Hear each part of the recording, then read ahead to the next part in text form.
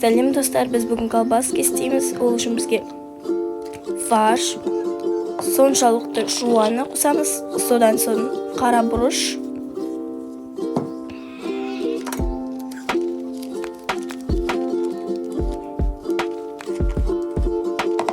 қызыл бұрыш,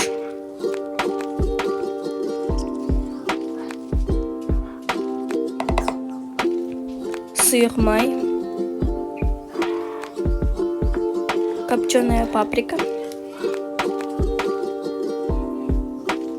тұзды қосамыз.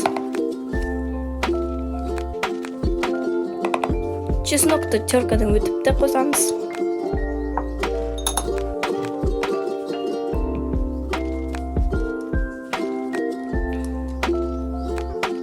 Содан кейін жидкий дымды қосамыз.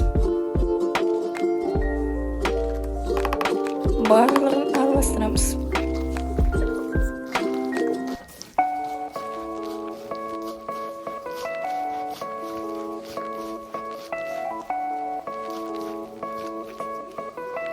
Мінекей осындай болу керек.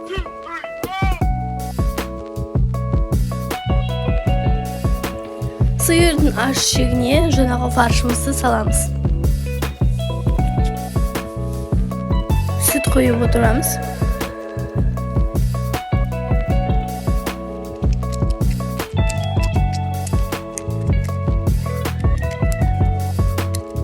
Біткенше осылай жасай береміз.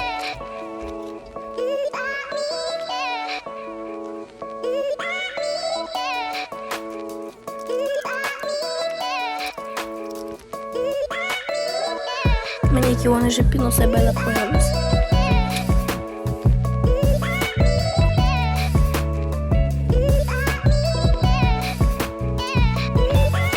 Содан соң зубочисткамен ішіндегі ауасын шығарамыз.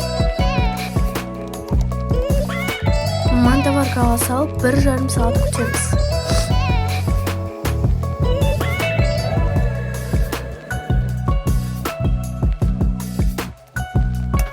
Турап алып,